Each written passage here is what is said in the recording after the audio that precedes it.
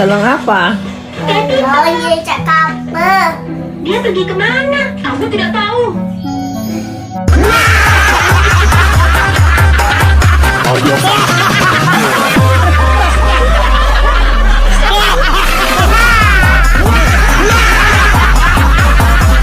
Jan Alpha.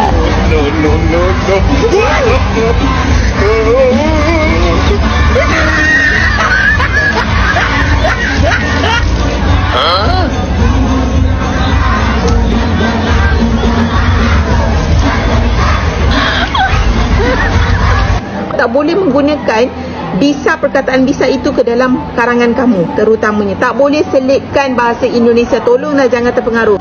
Hanya ada bahasa Melayu.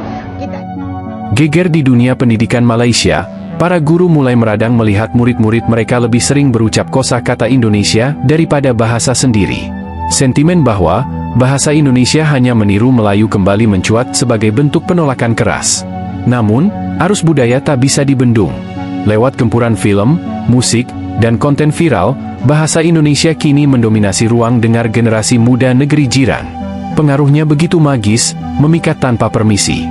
Apalagi, pengakuan resmi dari UNESCO seolah menjadi penegas, bahasa Indonesia bukan lagi sekadar bayang-bayang, melainkan identitas global yang berdaulat.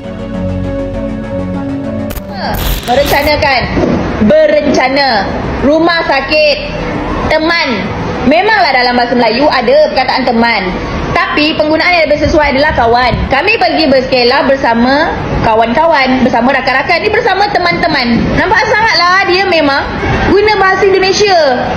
Banyak yang cikgu jumpa dalam kalangan awak ni. Apa? Kurang-kurang sikit tengok konten Indonesia tu. Jangan terbawa-bawa dalam cerita awak tu dengan bahasa Indonesia, salah.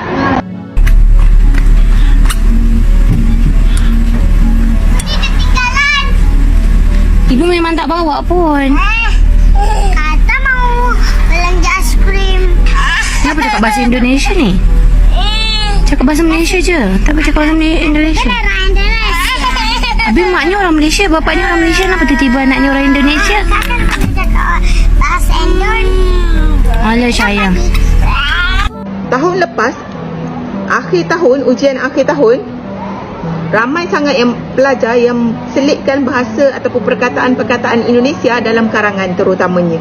Tak boleh menggunakan perkataan bisa itu ke dalam karangan kamu terutamanya. Tak boleh selitkan bahasa Indonesia. Tolonglah jangan terpengaruh.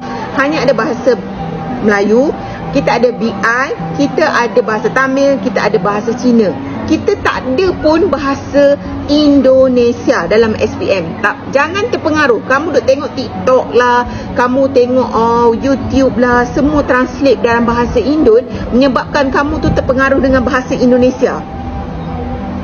Kita bahasa Malaysia, bahasa Melayu Malaysia, bukan bahasa Melayu Indonesia.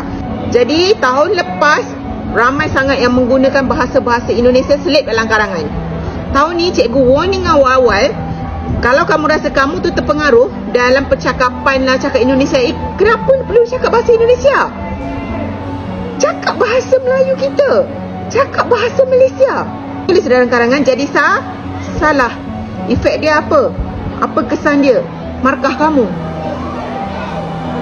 Jadi jangan, kalau kamu rasa kamu mudah terpengaruh, tak payah tengoklah translate dalam bahasa Indonesia. Tukar kepada bahasa Inggeris, okey pula. Sebab kita ada subjek bahasa Inggeris. Boleh kamu perbaiki bahasa kamu, bahasa Inggeris kamu. Boleh, tak ada masalah. Ini guna bahasa Indonesia. Sama juga kalau kamu balik dekat rumah, tengok adik-adik kamu yang sekolah tadika dan sebagainya kan. Guna bahasa Indonesia. Tengok TikTok, tengok YouTube, translate dalam bahasa Indonesia. Lepas tu cakap, tengok itik. Bebek. Adik kamu masuk tadika, masuk ke prasekolah contohnya, masuk ke sekolah rendah, ada latihan kan, dalam buku latihan ada gambar itik. Lepas tu dia suruh tulis apa kan. Adik kamu akan tulis apa bila tengok gambar itik? Dia akan tulis bebek. Tolong. Bagi tahu mak kamu, siapa yang anak-anak yang selalu tengok, adik-adik kamu tu yang selalu tengok translate dalam bahasa Indonesia, tolong tukarkan kepada bahasa Inggeris ataupun bahasa Malaysia. Faham tak? Ini peringatan awal cikgu bagi tahu kepada kamu supaya kamu tak lakukan dalam karangan dan juga dalam peperiksaan nanti. Jika cikgu dapat kesan Ada lagi pelajar yang tulis macam tahun lepas. Awas kamu. Ni siapa? Ni siapa? Tak tahu. Siapa? Siapa? Tak tahu. Yang ni? Ini atau siapa? Yang mana? Ni. Ini siapa? Ni siapa? Pak Jokowi. Siapa? Pak Jokowi. Pak apa? Pak Jokowi. Ni. Yang ni. Pak Jokowi. Drakor. Do you guys know Drakor? Drakor. Drakor. Drakor. Drama Korea, exactly. I was looking at the comments. Apa benda Drakor? Rupanya drama Korea. Ortu ni. Tahu Ortu? Orang tua. Tahu lah. Bandara. Benda bandara. Bandar udara. Lapangan terbang, diorang cakap bandar udara. Cantum jadi bandar. Mak saya suruh kita break sebab dia nak lelaki pandai cakap Indo. Tante, kok ngomong gitu sih? Bahasa Indonesia. Saya bisa ngomong Indonesia. Masa kan gak bisa? Tante, pokoknya udah ditebang. Ya Allah, ampunin Nabila ya Allah. Ingatlah wahai manusia. Cakap Indo. Terus gimana? Usahanya kemarin gimana aja? Capek amat ni, anjay. Guanya mati rasanya. Kenapa? Capek lah. Terus di Indonesia kamu sukanya apa aja? Sukanya kamu? Aku sukanya kemarin kok pergi ke Bromo kemarin. Kamu ni anti-sosial. Nalira, kamu ngapain aja? Sosial kah? Udah pesan makan nggak? Kamu makannya apa sih? Udah pesan. Nalira, kamu nggak makan apa kau hari ini? Itu kenapa? Cakap.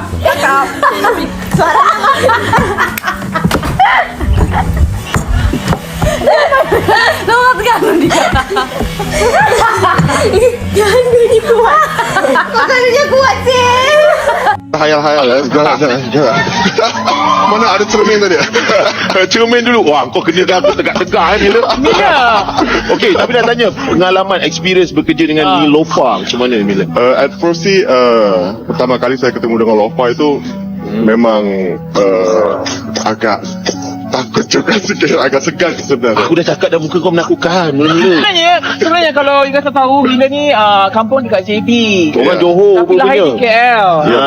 Tapi bila dah dapat, mungkin masuk, bukan masalah, bila dah dapat Bekerja. perhatian di sini, macam lepas New Week, apa yang you rasakan daripada meminat di Malaysia? Yep. It's a blessing lah, maksudnya suatu kebanggaan juga kerana Syukurlah, Alhamdulillah. saya bisa dihargai di negara saya sendiri setelah syuting bareng dengan Lofa gitu kan. Setelah sekian lama juga saya berhijrah syuting di Indonesia. Kan. Dan akhirnya mungkin ini waktunya juga untuk saya kontribut di negara saya. Dominasi bahasa Indonesia kini tak terbendung lagi. Diakui UNESCO dan dicintai dunia, inilah identitas bangsa yang luar biasa membanggakan.